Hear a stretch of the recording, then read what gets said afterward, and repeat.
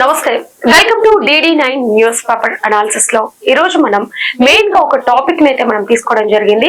So ఆ topic ఏంటి అంటే, ఇప్పుడు సామాన్య ప్రజల నుంచి ఎవరి దగ్గరికైనా సరే మనం వెళ్ళి ఒక ప్రశ్న అడిగితే వాళ్ళు ఏమంటారంటే, మీకు మీ ఆశయం ఏంటి అంటే డబ్బేమని అందరూ చెప్పే మాట ఏంటంటే మాకు సొంత ఇంటి కళ ఉంది అని. సో ఆ సొంత ఇంటి కళని కొందరు క్యాష్ చేసుకోవడం అయితే జరుగుతుంది. అమాయక ప్రజలని మోసం చేసే రీతిలో అయితే ఇక్కడ చర్యలకు పాల్పడుతున్నారు. ఇంత జరుగుతున్నా ఈ అమాయక ప్రజలకి ఇంత మోసం అయితే జరుగుతుంది. అయినా కూడా GHMC అధికారులు దగ్గర నుంచి ఎటువంటి సమాధానం అయితే దొరకని పరిస్థితి ఇప్పుడు మనం చూస్తున్నాం. ఈ అమాయక ప్రజలకి న్యాయం ఏ విధంగా చేకూరుతుంది, అసలు ఈ అమాయక ప్రజలకి ఎటువంటి అవగాహన కావాలి ప్లాట్ కొనుగోలుపై కానివ్వండి, ఇప్పుడు వాటి గురించి ఒకసారి మనం చర్చించినట్లయితే ఇక్కడ మనం చూస్తున్నాం. మెయిన్ గా ఇక్కడ వార్తను కూడా హైలైట్ చేస్తూ రాశారు. ఈ రోజు మనం చూసినట్లయితే అధికారుల మొద్దు నిద్ర అని కూడా ఇక్కడ చెప్తున్నారు. సో చూస్తున్నాం, గోదావరిలో ప్లాట్ కొంటే కొంప కొల్లేరనా, కోట్లు కొల్లగొడుతున్న నవయుగ నిర్మాణ సంస్థ అనేది ఇక్కడ మనం వార్తని హైలైట్ చేస్తూ రాశారు. ఒకసారి దీన్ని పరిశీలించినట్లయితే ఇక్కడ మనం చూస్తున్నాం, నిద్రపోతున్న వారిని మేల్కొల్పడం చాలా సులువు, కానీ నిద్రపోతున్నట్టు నటించే వాళ్ళని లేపడమే కష్టం అనేది చూస్తున్నాం. ఇక్కడ అదే చందాన ఇక్కడ GHMC అధికారులు అయితే వ్యవహరిస్తున్న తీరును బట్టి కూడా మనకి ఇలా అర్థమవుతుంది. అదేవిధంగా నటించడంలో నట సార్వభౌములుగా కల్పిస్తున్నారు మన GHMC అధికారులు అనేది ఇక్కడ మనం చూస్తున్నాం. పైసల కోసం ఎంతటి పాపానికైనా ఒడిగట్టడం పట్ల సర్వత్రా విమర్శలు అయితే ఇక్కడ వెల్లువెత్తుతున్నాయనే చెప్పాలి. అదే విధంగా చూసుకున్నట్లయితే బేగంపేటలోని సర్వే నెంబర్ 103లో నిర్మాణ అనుమతులు పొందిన నవయుగ నిర్మాణ సంస్థ అయితే ఒకటి ఉంది. అయితే దాన్ని అపార్ట్మెంట్ లో నిర్మించి కోట్ల రూపాయలు అయితే కొల్లగొడుతుంది అని అయితే చూస్తున్నాం. కళ్ళెదురుగానే ఇక్కడ అక్రమ నిర్మాణాలు జరుగుతూ సామాన్య ప్రజలకి ఇంత మోసం అయితే జరుగుతున్నా కూడా ఇక్కడ GHMC అధికారుల నుంచి స్పందన రావట్లేదు. సామాన్య ప్రజలు వెళ్ళి అడిగినా కూడా వాళ్ళు నిమ్మకు నీరెత్తినట్టుగా అయితే ఉంటున్నట్టు చూస్తున్నాం. డబ్బు కోసం ఈ లంచాలు ఏవైతే ఉన్నాయో అవి తీసుకొని వాళ్ళు ప్రజలకి న్యాయం చేకూర్చడంలో కొంచెం అలసత్వం అయితే వహిస్తున్నట్లు కూడా ఇక్కడ చూస్తున్నాం.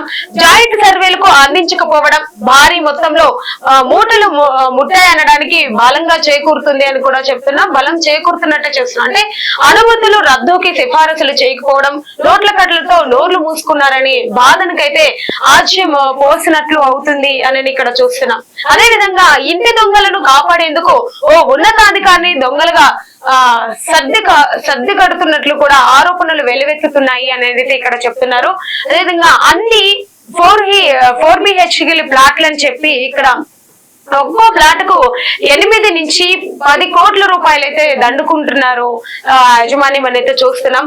దర్జాగా అరెకరం కైకర్యం అని కూడా చూస్తున్నాం. అందులో తొలుత నిర్మాణాలు అనుమతులేమో వేరే సర్వే నెంబర్ లో ఉంటున్నాయి. ఈ నిర్మాణంలో ఉన్న నెంబర్లు ఒకటి, అనుమతులు పేర్లు అయితే వచ్చినవి చూసుకున్నట్లయితే ఇక్కడ 103లో ఉంటున్నాయి. సర్వే నెంబరు వేరు వేరు పెట్టి కూడా ఇక్కడ మోసం అయితే చేస్తున్నారంటున్నారు. నిర్మాణం చేసే సర్వే నెంబర్లు అయితే ఇక్కడ 182గా అయితే మనం చూస్తున్నాం.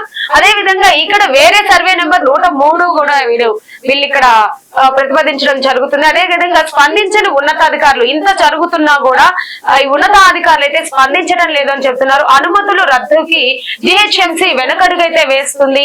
ఈ అనుమతులు ఏవైతే ఉన్నాయో దాన్ని రద్దు చేయాలని సామాన్య ప్రజలు కోరుతున్నా కూడా వీళ్ళు వెనకడుగైతే వేస్తున్నట్లు కూడా మనం చూస్తున్నాం.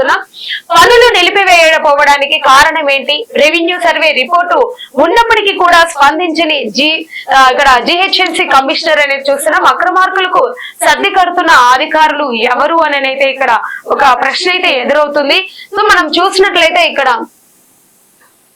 ఈ విధంగా ఈ GHMC అధికారులు ఎవరైతే ఉన్నారో వాళ్ళు సామాన్య ప్రజలు ఇక్కడ మోసం జరుగుతుంది, ఇక్కడ ఇంత డబ్బులైతే ఇక్కడ 10 కోట్లకు మేర ఎక్కువగానే దండుకుంటున్నారు. 8 కోట్ల నుంచి 10 కోట్ల మేర ఇట్లా డబ్బులు అయితే ఎక్కువ వేయించి ఇది చేస్తున్నారని చెప్పినా కూడా GHMC అధికారులు అయితే స్పందించని పరిస్థితి అయితే ఇక్కడ నెలకొంది. సో బ్రీఫ్ తో మనం దీన్ని చూసుకున్నట్లయితే అధికారులు మొద్దు నిద్రలో ఉండి సామాన్య ప్రజలని పట్టించుకునే పరిస్థితి అయితే ఏర్పడింది. అదే విధంగా చూసినట్లయితే ఎందుకు వీళ్ళు స్పందించట్లేదు అనే దానిపై ఇక్కడ మనం చూద్దాం. మేడ్చల్ మల్కజ్గిరి జిల్లా బాలానగర్ మండలం అయితే బేగంపేట గ్రామంలో నవయుగ నిర్మాణ సంస్థ అయితే అక్రమాలకు సాగిస్తూ బెదిరింపులకు పాల్పడుతున్నారు. అక్రమాలను ఏవైతే ఉన్నాయో వాటిని సాగిస్తూ ఇక్కడ బెదిరింపులకు అడిగిన వాళ్ళని ఇదేమిటి అని అడిగితే వాళ్ళని మళ్ళీ ఎదురు బెదిరిస్తూ అయితే అక్రమాలు పాల్పడుతున్నారని చెప్తున్నారు. ఇక్కడ కొనుగోలుదారుల నుండి కోట్ల రూపాయలు వసూలు చేసి శటగోపురం పెట్టేందుకైతే కుయుక్తులు పన్నుతుంది ఈ జీజీహెచ్ అని కూడా చెప్తున్నారు. ఒక్కొక్క ప్లాట్ 8 కోట్ల నుంచి 10 కోట్లకు విక్రయిస్తూ అధికారులకు సవాల్ విసురుతుంటే అక్రమాలను అడ్డుకోవాల్సిన సంబంధిత జీహెచ్ఎంసీ అధికారులు మొద్దు నిద్రలో ఉన్నారని బహిరంగ విమర్శలు అయితే వ్యక్తమవుతున్నాయి. ఇక్కడ మనం చూస్తున్న సర్వే నెంబర్ 103 ఏదైతే ఉందో దాని నుంచి 103 నుంచి 2లలో అంటే 2 ఎకరాల 8 కుంటలు ఉన్న రెవెన్యూ రికార్డులు అయితే స్పష్టంగా బేగంపేటలో సర్వే నంబర్ లో కూడా ఉన్నాయని చెప్తున్నారు. 182లో సుమారు అర ఎకరాకు పైగా అనుమతులు మించి ఆక్రమించిన స్థలాలలో నిర్మాణాలు అయితే సాగిస్తుంది అనైతే ఇక్కడ మనం చూస్తున్నాం. అదేవిధంగా జీహెచ్ఎంసీ కమిషనర్ ఎందుకు స్పందించడం లేదని స్థానిక ప్రజలు ప్రశ్నిస్తున్నప్పటికీ కూడా జీహెచ్ఎంసీ అధికారులతో పాటు కలెక్టర్ కు కూడా ఫిర్యాదులు అయితే అందించడం జరిగింది. అయితే గత మేడ్చల్ కలెక్టర్ అయితే సర్వే చేసి రిపోర్టును అందజేసి ఇక్కడ మల్కజ్గిరి ఆర్డీఓను అయితే ఆదేశించినట్టు కూడా చూస్తున్నాము. ఇక్కడ కలెక్టర్ వాటిని సర్వే చేసి ఏవైతే ఉన్నాయో సర్వే రిపోర్ట్లను అందజేయాలని మల్కజ్గిరి ఆర్డీఓకి అయితే ఆదేశించినట్లు కూడా ఇక్కడ మనం చూస్తున్నాం. అయినా సరే ఆదేశాల వరకు ఇక్కడ మనం చూసినట్లయితే బాలానగర్ రెవెన్యూ అధికారులు సర్వే చేసి రెవెన్యూ స్కెచ్ వేసి నవయుగ నిర్మాణ సంస్థ సర్వే నెంబర్ 182 ఏదైతే ఉందో దానిలో నిర్మాణాలు జరుగుతున్నట్లు తేల్చి చెప్పారు. అయితే అక్రమాలు అయితే ఖచ్చితంగా జరుగుతున్నాయని అయితే టౌన్ ప్లానింగ్ ఆదేశించడం లేదని ఒక ప్రశ్న కూడా అక్రమాలలో ఇలా టౌన్ ప్లానింగ్ ఏదైతే ఉందో దాన్ని అమలు చేయడంలో విఫలమవుతున్నారు అని కూడా సామాన్య ప్రజల నుంచి ఇక్కడ వెలువెత్తుతున్నాయి. అదే ఇది ఇలా ఉంటే కలెక్టర్ నుండి కూడా రికార్డెడ్ గా తమకు ఏది రాలేదంటూ చెప్పడం వెనుక ఆంతర్యం ఏమిటి అని అయితే ఇక్కడ కమిషనర్ చెప్పాల్సి ఉంటుంది అని చెప్తున్నారు. ఆంధ్రప్రభ ఇక్కడ మనం చూసినట్లయితే ఆంధ్రప్రభ పక్క ఆధారాలతో అయితే రెవెన్యూ సర్వే స్కెచ్ తో కథనాలు ప్రచురిస్తుంటే స్పందించకపోగా నిర్మాణాలు వీళ్ళవన్నీ కూడా నిమ్మకు నీరెత్తినట్లుగా వ్యవహరించడం అయితే దొంగలు దోచుకున్న రాజ్యంగా అయితే మిగిలిపోతుంది ఇలా చేసుకుంటూ పోతే అనే ఆరోపణలు అయితే వ్యక్తమవుతున్నాయి. అయితే ముఖ్యమంత్రి ఆధ్వర్యంలో ఉన్న పురపాలక శాఖలో జరుగుతున్న అవినీతి అక్రమాలకు పాటుపడుతున్న అధికారులపై అయితే బహిరంగంగా ఈ విధంగా అయితే వీళ్ళు స్పందించడం జరుగుతుంది. అయితే ఎన్ని కుయుక్తులు పన్నుతున్నారు ఏంటి అయినా కూడా ఈ జీహెచ్ఎంసీ అధికారులు ఎందుకు ముందడుగు వేయడం లేదు, దాన్ని తేల్చి ఒక రిపోర్టు ఆధారంగా ఇవ్వడంలో అయితే విఫలమయ్యారనే చెప్పాలి. ఇక్కడ చూసిన తొలుత సర్వే నంబర్ 103 1/103 అయితే అక్రమార్కులు పొంది సర్వే నంబర్ 108 అయితే ఆక్రమించిన స్థలాల్లో అన్ని 4/H అపార్ట్మెంట్లు అయితే నిర్మిస్తాము అని అయితే ఇక్కడ చెప్తున్నారు.